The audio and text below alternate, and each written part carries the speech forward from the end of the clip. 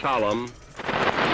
General Eisenhower informs me that the forces of Germany have surrendered to the United Nations.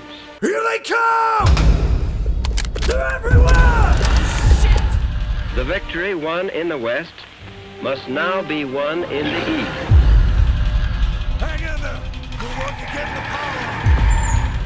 It is my earnest hope, and indeed the hope of all mankind, that from this solemn occasion, a better world shall emerge out of the blood and carnage of the past. Get out of my face!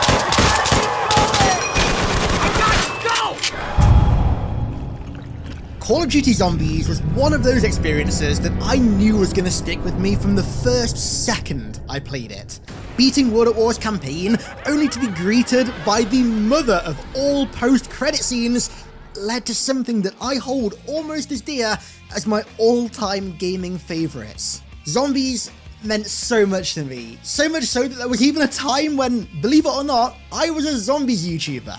I'm so fucking happy right now. Halo 4 and Black Ops 2 Zombies coming out at the same time. What the fuck? Perfect. Back in like 2010 to 2012, Zombies lore content was my bread and butter. 14-year-old me would stay up till God knows what time in the morning, diving into the deepest of deep Zombies lore, trying to theorize what the next DLC would be about and where the story might go next. But of course, in 2012, I ended up quitting Zombies content right before Black Ops 2 came out to pivot to Halo content before Halo 4 came out. But I only realised recently, since I started branching out into variety content on the channel, I've made 2 videos about zombies, and they were both rather negative, and to be honest, that doesn't really sit right with me. To be quite honest, I love classic zombies more than most things in life. I've never played a game that elicits the same emotions as Zombies did. It really doesn't get enough credit for being as unique and innovative as it was. It was a true phenomenon. And today, instead of focusing on what went wrong with the mode, I want to celebrate what it nailed and look at the why and also the how it became such a phenomenon. In the hopes that maybe somebody from Treyarch happens to stumble across this video and ends up taking inspiration from it for the next go at Zombies in COD 2024. Although at its core, Zombies presented itself as a simple and satisfying replayable Horde mode, in keeping with what the mode would later become, there was so much more hidden beneath its surface. There are very few experiences in gaming where gameplay, atmosphere, and narrative coalesce as perfectly as they did in Zombies, and so much of that was down to how each respective element was delivered to the player. Zombies' greatest element was the how, not the what. It wasn't the content of the mode, but rather how that content was presented to the player, and there's no greater example of that than the Zombies story. Now, you're probably expecting me to go like turbo fanboy over Zombies Easter eggs now and talk about the quest for ages, right? Because, of course, the Easter eggs and the Easter egg quests were the only way that the Zombies story was delivered, right? It's false. No way. Something that nobody really talks about anymore that was a huge talking point back in the very early days of the mode was how the music of Zombies conveyed the story. Zombies music is beyond iconic at this point. Having such well-made, adrenaline-pumping, original music in an already great Horde mode was just the cherry on top. The way the guitars, drums, and lyrics would sync up with the gameplay was exhilarating in a way that very few other games can match. But as is the norm with Call of Duty Zombies, hidden beneath the badass metal surface of these songs were secrets. Elena Siegmund's haunting vocals delivered lines that scream of greater purpose, lines that had to be read between and lyrics that had to be deciphered, all revealing small snippets of a wider universe that existed beyond the walls of the map. They feel like the vocal narrative equivalent of light breaking through cracks in curtains, elements of the wider world beyond the confines of the arena that we're trapped in seeping through the cracks, bit by bit revealing more meaning and more context. Because the story gears had only really just started to turn in the World at War and Black Ops 1 era, these songs and their lyrics were one of the few conduits by which the narrative was delivered. It gave them this deeper sense of importance. They were more than just badass songs to mow down the undead to. If you actually stopped to listen to them, you realise these songs had greater purpose. characters from the wider universe that were influencing everything that we were experiencing in these maps were speaking to us through cryptic lyrics, telling us about past, present, and future events, their intentions, and how the dire state of this universe is affecting them. The apocalyptic, ominous words of 115. Everything dies, look to the skies to see the end of all creation again. See with your eyes my army of flies when no one's alive. The unnerving words of Samantha in Abracadabra as she struggles to keep a hold of reality.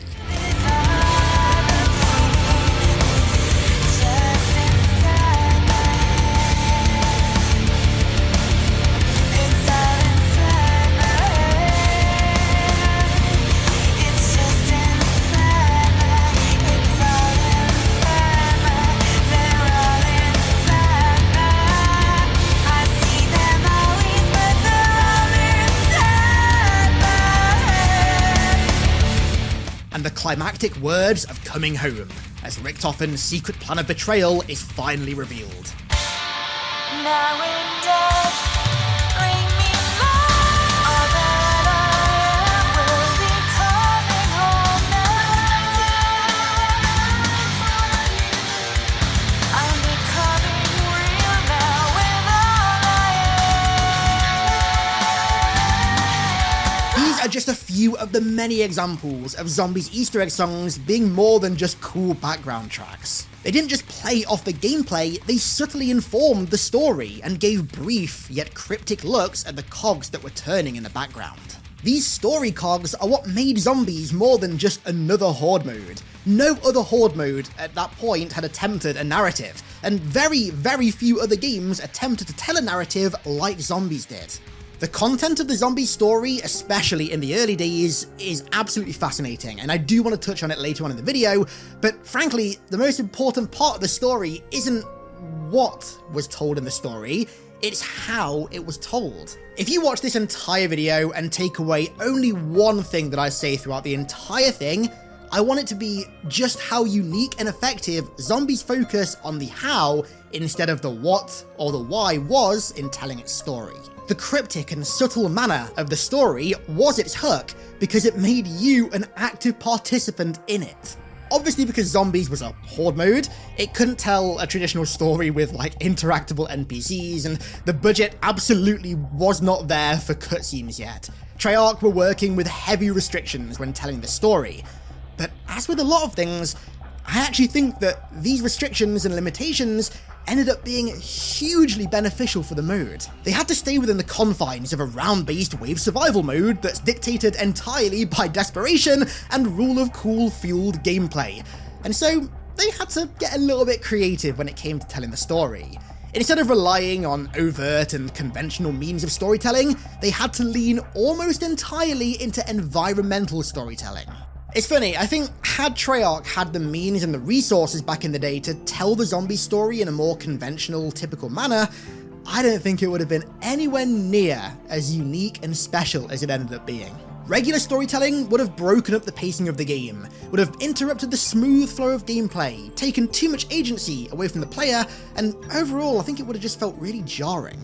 But relying so heavily on environmental storytelling meant that the narrative never got in the way of gameplay, but it was always there, baked naturally into the map to not just deliver the story in a subtle way, but to make the maps feel like organic parts of the wider world that you found yourself in. As living, breathing, real locations with purpose, meaning, and relevance in the grand scheme of things. And this style of storytelling just played perfectly into the context and basis of the zombie story. Zombie story is rooted in conspiracy theories. Not fictional conspiracy theories made up in this fictional universe, real-world conspiracy theories. So not only did the world feel grounded despite its incredibly apocalyptic state, but it meant the story required interpretation and research, which, when combined with environmental storytelling, is a recipe for pure Kino.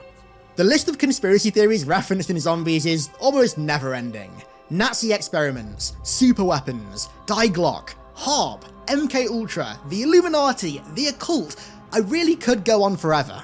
As somebody who grew up listening to Muse and watching Lost religiously, this shit spoke to me on a level that no form of entertainment, even Halo, had spoken to me before. And because of how buried and subtle all these references were, thanks to the emphasis on environmental storytelling, they felt natural and inherent to the world, not forced and edgy.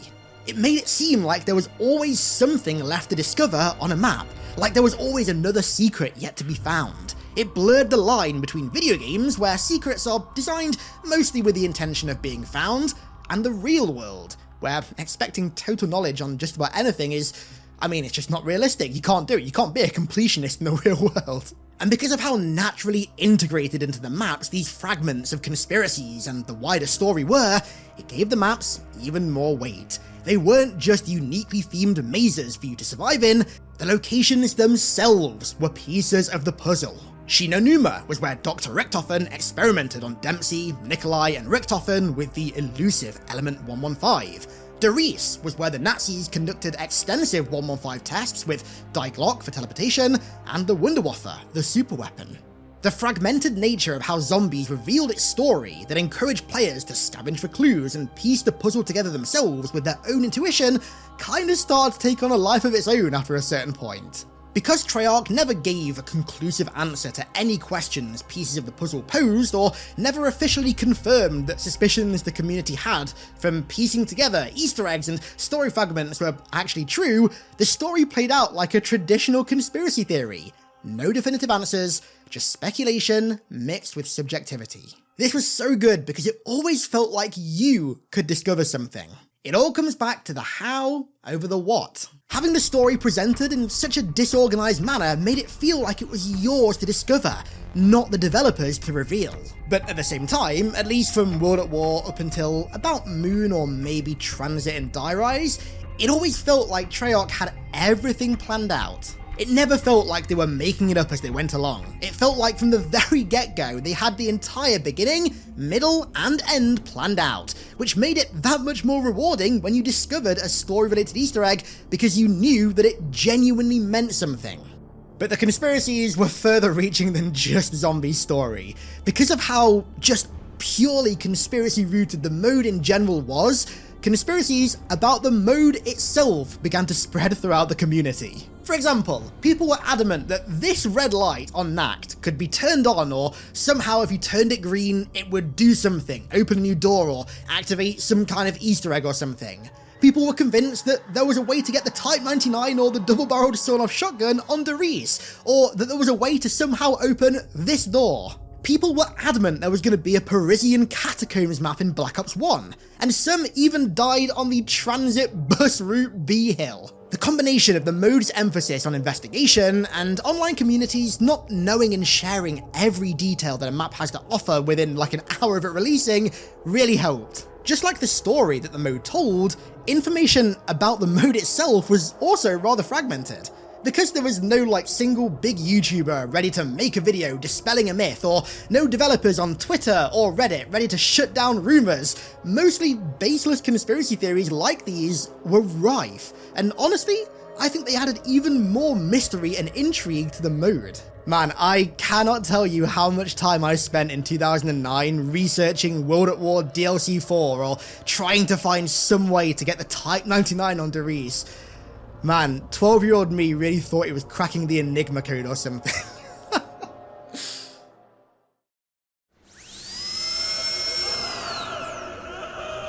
Mystery permeates almost every corner of Zombies, and it was one of the many emotions that helped forge its immaculate atmosphere.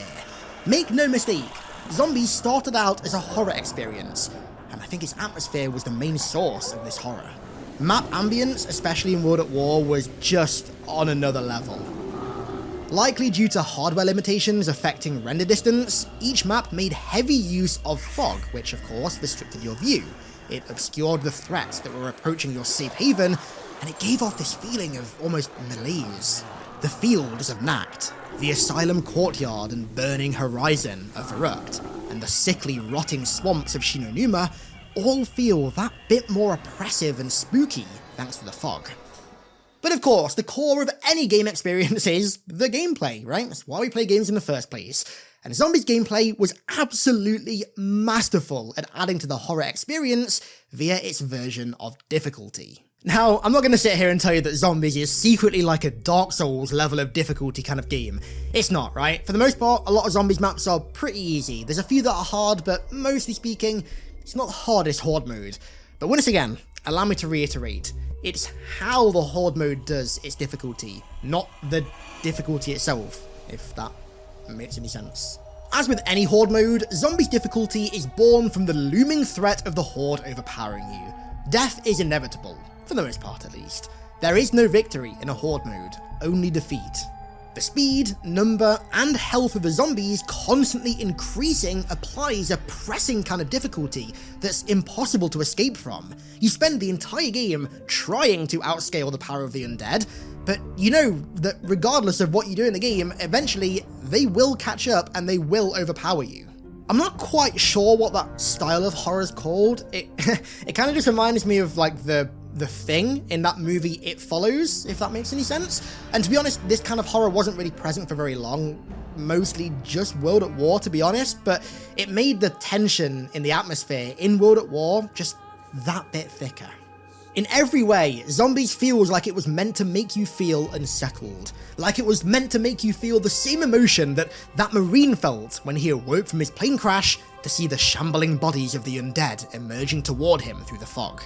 I think ultimately, the more that I think about it, so much of what made Zombies such a great experience stemmed from restrictions. Restrictions for where the player could go, what they could see, what they could buy, what they were told about the world. The player being trapped in a claustrophobic, enclosed map is almost like an analogy for their place in this universe. They're trapped in a small confined box, restricted from seeing or experiencing firsthand anything outside of it, but over time, the outside world starts to slowly seep into the safe haven, revealing answers while posing even more questions. I don't know if this was ever intentional design on Treyarch's part, but it almost feels like one of the core design pillars of Zombies as a Horde mode was to emphasize that feeling of being trapped. Both literally trapped in this maze of a map that you're playing, and also figuratively, trapped in ignorance of what's truly going on behind the scenes, knowing that cogs were turning, but only an inch of their machine was visible. Maybe all that sounded like a complete word splurch and made no coherent sense whatsoever. Who knows? I just think that Zombies is such a unique gaming experience that you have to get a little bit eccentric, shall we say, when analysing it. Zombies seems so simple on the surface, but there are so many moving parts beneath the hood that come together like a perfect storm of wildly different storytelling and gameplay mechanics to create a truly unreplicable experience. And it's all capped off by that immaculate gameplay. I knew from the end of my first round of Zombies that this shit was going to be addictive. Because the mode obviously started in World at War, beautiful game by the way, it inherited that game's fantastic gore and jibbing system that makes each and every weapon, no matter how powerful, feel satisfying as hell at some point throughout the game. Besides the Springfield, but we don't talk about the Springfield. Bursting heads, tearing off arms, and severing legs to get paid so you can further increase your power is a gameplay loop that has never and will never get old for me. The constant effort to slay more so you could desperately try and stay ahead of the ever-growing power of the undead made each map just so repeatable. There was always a higher round you wanted to get to, a gun you never got from the box that you wanted to pack-a-punch, or, of course, later on, an Easter egg quest that you wanted to complete. Zombies' ability to simultaneously cater to both the hardcore, lore-addicted Easter egg hunters and also the casual zombie slayers for so long is just a testament to how damn good this mode's core design is. Yeah, later modes definitely did tip the scales a little bit, but for the most part, World at War through to Black Ops 2 kept them equally balanced between the two styles of play, and the outcome was an era of gaming that myself and undoubtedly millions, if not tens of millions of others, will never forget. You know, some people, when they want to chill, they go and lie on a beach, or they read a book, or they go for a walk in nature, they touch grass, dare I say. Me? Nah, none of that's for me. I like to mow down hordes of the undead with a pack-a-punch PPS each, closing my eyes and falling into a soothing trance as heads burst, blood sprays the walls. Thank you all very much for watching this video. If this video piqued your interest in zombies, or you're already a big zombies fan, then click here to see my video about how the mode kind of lost its way, and click here to see a video about how Horde modes in general have gone through a bit of a downfall over the years. I'm sure you'll enjoy it. Huge thank you to Alexis Soto for becoming an iconic one over on Patreon. Thank you very much, friendo, I appreciate that. And of course to everyone else who supports me over there. And thank you all so much for watching, I really do appreciate it. And I'll catch you all in the next one.